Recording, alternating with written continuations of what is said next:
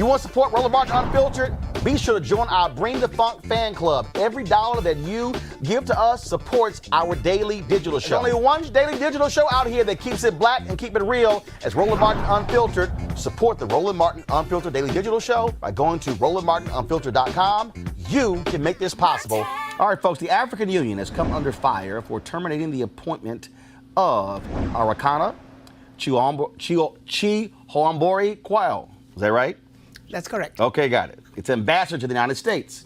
Now, a spokesperson for the AU chairman's office says that she has come to the end of her political appointment after spending 3 years in the position, but her supporters believe that she is being punished for her views. Joining us now for an exclusive interview about her dismissal is the former AU ambassador to the United States. So, okay,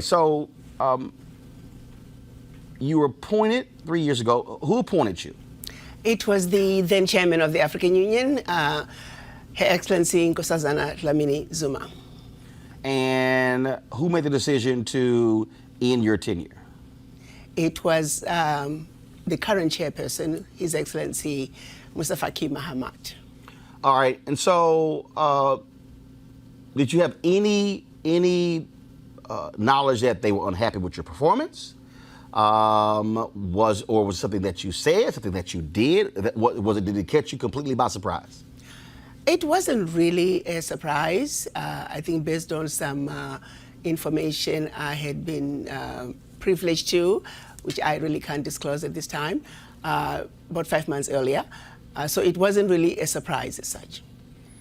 And so this cause, I mean, this has been lots of discussion back and forth, obviously, from your supporters.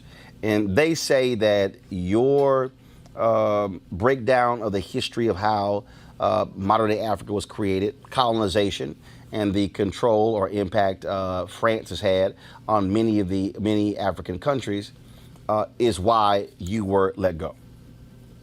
My supporters feel that way, and there's some suggestion and some evidence. Like I said, I'm not privy to that information, but I would. There is some evidence to that effect. Yes. So you believe that France is still trying to silence you? Do you believe that? Let me put it this way. Maybe I lasted longer than I probably would have based on my views on France. And it's not even my view. It's basically stating the facts in terms of what France is doing to Africa. What they're currently doing? What they're currently doing and have been doing for decades since the quote-unquote independence of the former French colonies, yes. So what is happening? Because look, the reality is a lot of Americans are not necessarily hearing about what's happening in African nations. 7 of the top 10 fastest growing economies come from Africa, but you also have a significant impact of the Chinese in many African countries as well. And so do you believe that the government of France still has a lot of control over a number of African nations, of their former colonies? They have significant control over all of their former colonies, specifically 14 of them. Just to give you the highlights of what they did when they were giving the independence, so to speak, to their former colonies, they forced them to sign a document which they are calling the Pact for the Continuation of Colonization. You have to understand, on one hand, they are saying we're giving you independence, which turned out to be mostly political independence, but that you also have to sign this document, which is titled the Pact for the Continuation of Colonization. So you're going to be independent, but you have to agree to continue to be colonized. So 2 countries said absolutely not. We are not going to sign those that document. Those 2 countries? Mali and Guinea. Okay. And what the French did, they went into those 2 countries, took everything that they thought they had brought to those 2 economies, poured concrete into the sewage pipes, and completely devastating the 2 economies. This was done as a way of letting the other countries know that if you do not sign this document, this is the fate that awaits you. How has that negatively impacted those African countries? It has impacted them terribly, terribly, terribly. If you look at it, you give up the Pact for the Continuation of Colonization said those countries were expected to deposit 85% of their bank reserves back then with the French Central Bank under the control of the French Minister of Finance. And should those countries wish to request some of those monies, because remember they were only left with 15% of their reserves, then they would have to submit a financial statement for the country, and if approved, they could only access up to 20% of whatever they had deposited the year before as a loan at commercial interest rates. The only difference now is the 85% deposits have now been lowered down to maybe between 50 and 60%. But the countries are still forced and required to deposit their bank reserves with the French Central Bank. So picture this situation. You are depositing all your monies with France.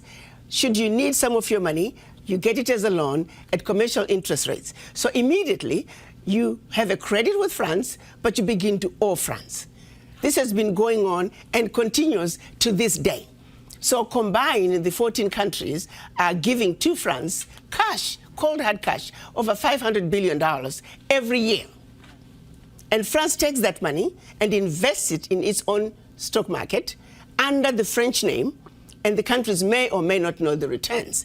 Currently, for every 14 billion that France takes out of Africa, by the time they finish investing it in the French stock market, they are realizing upwards of 300 billion. So you do the math to see how much money France is taking out of Africa every year. And yet France has the audacity to then look at African countries and call them poor countries. Why would poor African countries give $500 billion to France year in and year out? What really gets me the most is, how does the world sit back and watch this carnage take place in Africa? Where is the United Nations?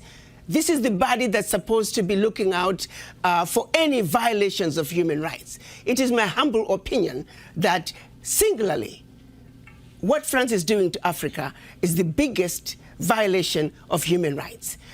Women and children are dying of starvation, youth unemployment, when the same poor countries are giving $500 billion to France. It simply does not make any sense. And I don't know how the world can sit back and watch all this unfold and nobody is saying anything.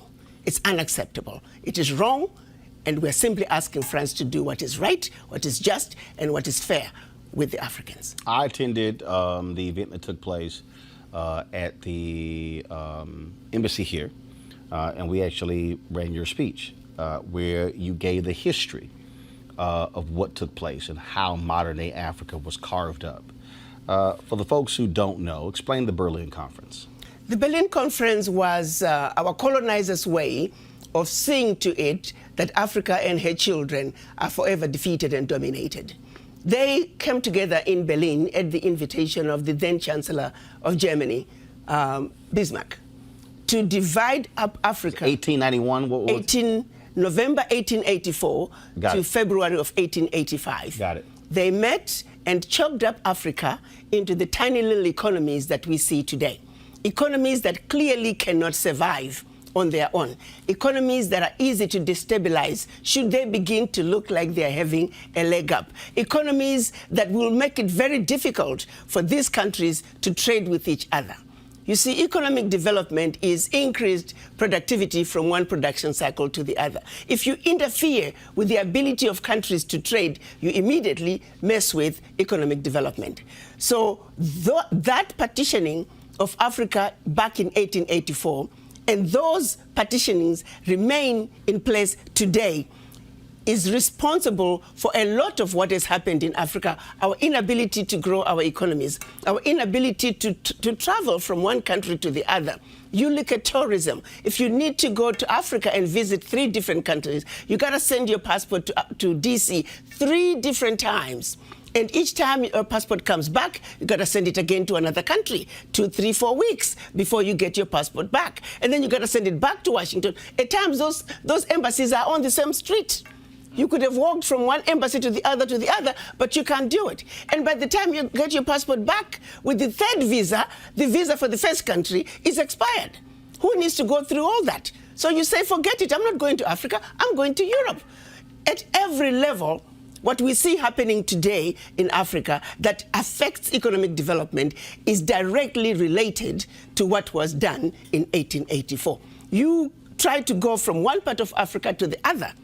It's easier to fly into Europe and then come back down. Why? A lot of the airspaces were closed. All of it, thanks to the Berlin Conference. So people don't realize that that decision has everlasting implications on what goes on in Africa, and at the end of the day, it crystallizes down to our failure to grow our economies because it is very expensive to do business from one country to the other. So I'm going to Ghana in December. So if I'm in Ghana and I want to fly to Nigeria or go to Kenya, what's that process? Nigeria is almost impossible because it's going to take you a while to get a visa to go to Nigeria. I'm not so sure about Kenya, but again, you need a visa to those countries. But if I was in France and I wanted to go to Germany or I wanted to go to another European country, as a U.S. citizen with a U.S. passport, you're fine. You can just go. If you're from another country, you can actually just apply for what they call a Schengen visa. A Schengen visa allows you to travel throughout Europe. One visa will allow you to travel throughout Europe. Okay, but what I'm trying to understand is, so those rules that were set up that prohibits me from being in Ghana and deciding to say, hey, I want to go, the next 3 days I want to go to Nigeria. Those rules were set up when? Those rules were set up back in 1884. However, we as African leaders now are beginning to realize that we need to do something about this. So a lot of them now, within Africa, we have what we're calling visa on arrival, where you show up at the borders and you can apply for a visa and you get it. But not all countries are doing visa on arrival. So you have to check the website of every country to see what, for your particular passport, what are the visa requirements. This is, go to my, actually it went away.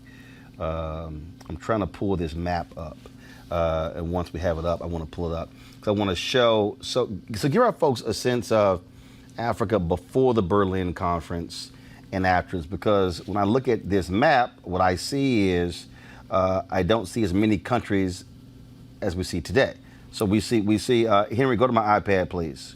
So this is a map of Africa before the Berlin Conference.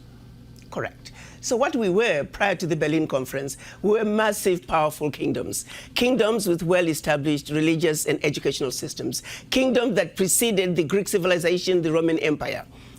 If the truth be told, civilization began in Africa. Have you ever wondered why? When they talk about Greek philosophers, the mathematicians, they were sent to Egypt for training, to Egypt for advancement. It's because Africa already had it. The pyramids, the Zimbabwe ruins, they were there over 2,500 years before the Greek civilization, 2,500 years before the Roman Empire. It all started in Africa. That's part of the history that was cut out, and they set out to get us to forget that life as we know it began in Africa. Civilization as we know it began in Africa. The Europeans stole it from us. Explain the difference between the AU and the AUC. The African Union is the membership of all the 55 African heads of states. The African Union Commission is the working organ of the African Union. So the African Union has a president who's always another head of state, and that membership is for 1 year. The working organ of the African Union is the African Union Commission, and it also has a chairperson. That term is 4 years, and that's who Chairman Mustafa Mahamat is. Jason. So, you know, I wanted to ask a question, and if you knew, I have a friend who's from the Comoros Islands, and he was telling me about the difference between some of the other islands, and in particular, one island that's under French control called Mayotte. I was wondering if you could expand on that and tell me a little bit about. Well, basically, it's like when you go to the Caribbean. You can even go to St. Martin. You have one part which is Dutch and the other part which is French. They just chopped up these islands and these countries arbitrarily. It depends on who wanted what. You take, for example, part of the Kilimanjaro was supposed to all be in Tanzania, but I think it was one of the queens, the English queens was visiting, and the story goes that the granddaughter says, "Oh, but grandma, I like that mountain." And so the grandma just said, "Okay, no problem. Let's just move the border a little bit into Tanzania so my granddaughter can have part of Mount Kilimanjaro." It was so very random, depending on who felt what. You look at how the DRC dips into Zambia in a very funny way. It's because Leopold decided he wanted a little bit more of the copper in Zambia, so he just carved it out the way he wanted it. It was all very arbitrary, and if you had a voice and the ability to do so and say, "This is what I want," okay, no problem, we put the border here. You mentioned earlier how you don't understand how the UN or any other global humanitarian entity has not interfered and, acted on behalf of AU, AUC, et cetera.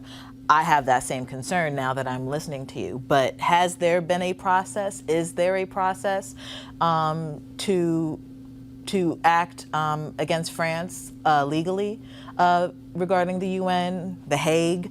Anything, because this to me seems like a clear violation of humanitarian laws, especially your recollection of them dumping concrete into sewers. It is a serious violation against humanity.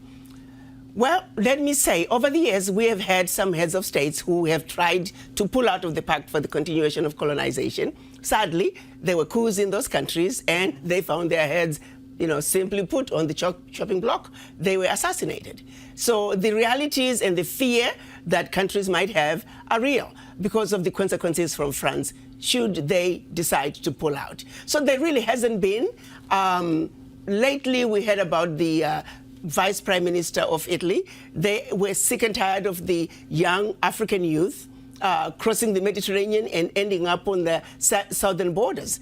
And so they challenged France and said, "Listen, next time we receive these refugees, we are going to bring them to France because you are the one who's taking all those funds out of Africa. That's why African economies cannot develop themselves because of what France is doing in Africa." So, but there hasn't been a coordinated effort to really say, France, enough is enough. You have got to stop this. And I think, as a black woman, as a mother, I'm at a point where I've had enough. What would that take? Something needs to be done.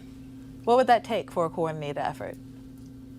If all of Africa could come together, if the entire continent could come together. But our reality is, because of the stronghold that France has on Africa, France can destabilize any of its former colonies with the push of a button. So the reality is, trying to push back against France is mission impossible at this time, which is why we are very pleased that finally the African heads of states were able to come together and agreed on what we are calling the African Continental Free Trade Area. You got to understand, back in 1963, when our Pan-African leaders came together and created the Organization of African Unity, they were trying to undo the damage done by the Berlin Conference. But unfortunately, when they went to Addis Ababa, they were divided. We had the Casablanca group, who were Ghana, Guinea, Mali, Egypt, Morocco, Algeria, and Tunisia. They were outnumbered by the others, who were the nationalists, who said, "Let's go slow." The Casablanca group, who said, "Africa for the Africans, at home and abroad, African Union now." Had we won, had the Casablanca group won in 1963, Africa would be in a very different place because all these borders would have been eliminated back then. They came up with a compromise, which we are calling Organization of African Unity. Year in, year out, for 55 years, the African heads of states met. The issue of an Africa speaking with one voice, one continent, one Africa was tabled, and year in and year out, we failed to reach consensus until last year, March 2018, when they finally agreed that enough is enough. Africa must speak with one voice. Africa must enter the world stage as one customs union, as one continent, speaking with one voice. That is the only way that Africa can begin to take her rightful place on the world stage. So it's been a lengthy process. Thanks to the legacy of colonization. It seems to me that this should have been a slam dunk.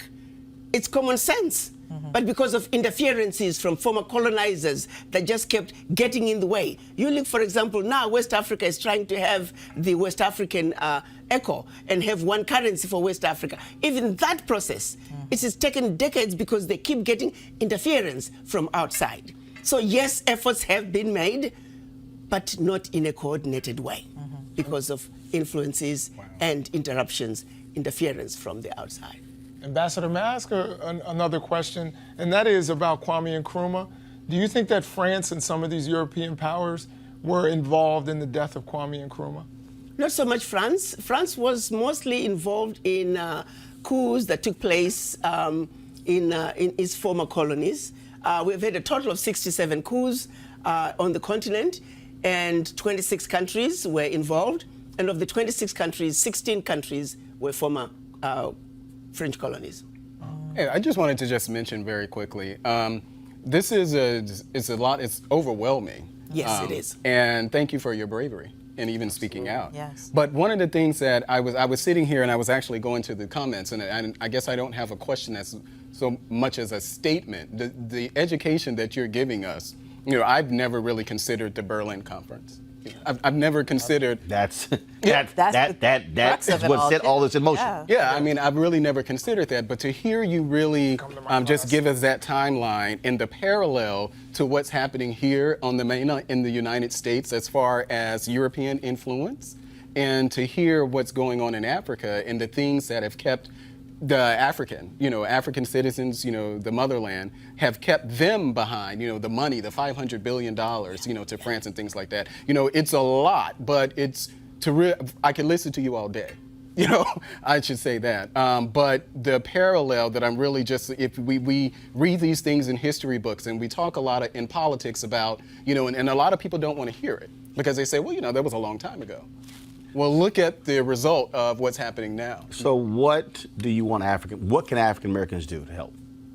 I want the African Americans to understand their history, to understand that what goes on in Africa is your problem, you must own it. As a person of African descent, Africa is home, Africa is your anchor, and that you need to realize that until you fill that void, the average African American, if not all African Americans, whether they realize it or not, there is a void from not knowing where you come from. And that void has got to be filled in. It is a void that is very in the subconscious, deep in your subconscious. First, you must realize that void is there. African Americans and descendants of former slaves around the globe, they are the only ones who struggle with the issue of where do I come from. I had a conversation with one of my girlfriends, an African American, about 7 years ago.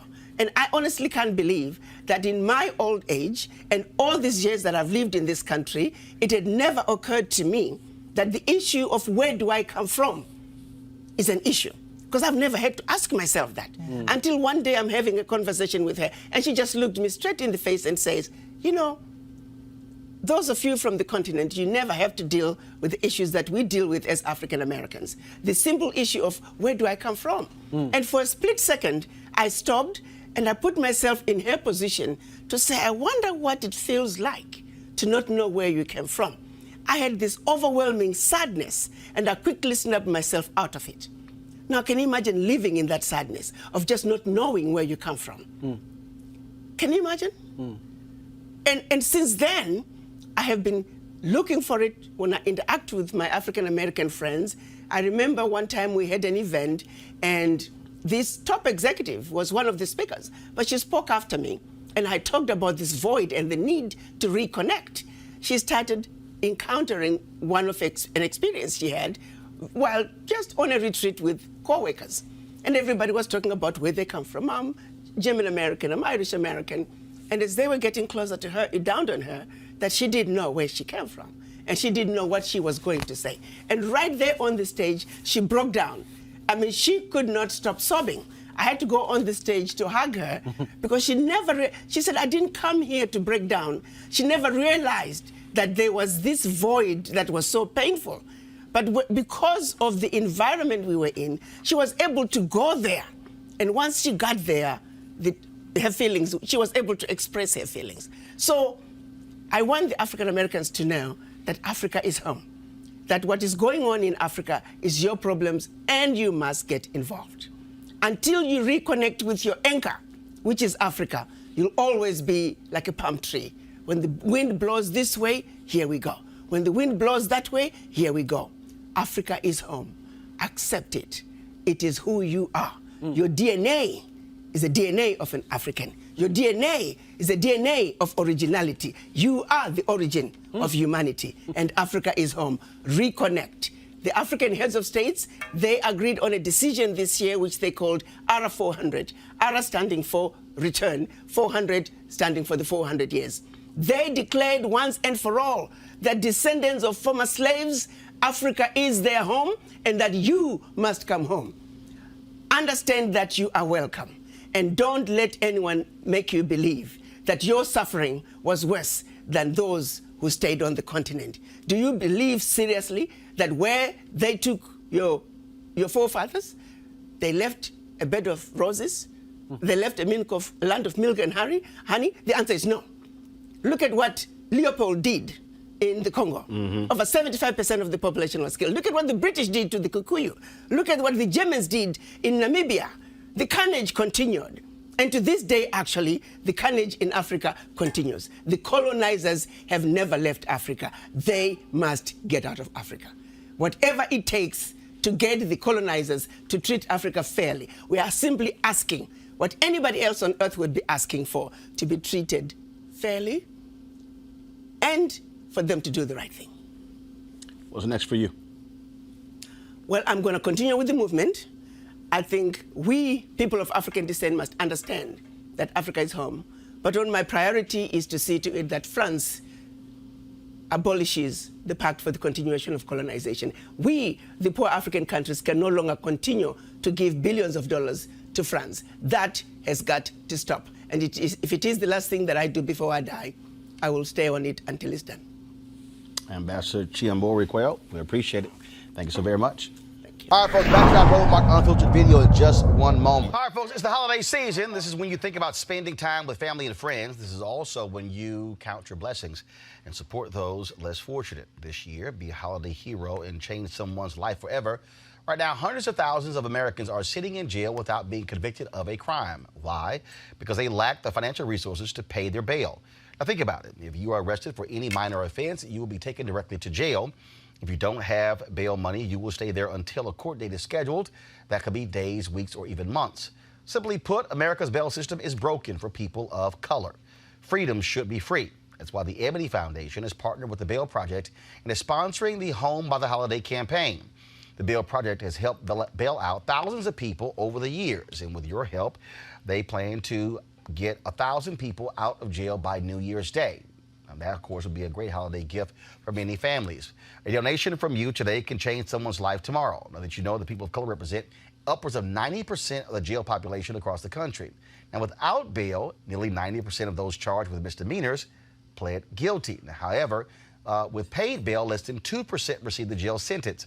Sometimes justice needs just us. To join the fight, you can donate $25, $50 or more to help the Ebony Foundation bring our brothers and sisters home by the holiday. To donate, go to homebytheholiday.com. That's homebytheholiday.com. Now back to your Roland Martin Unfiltered video.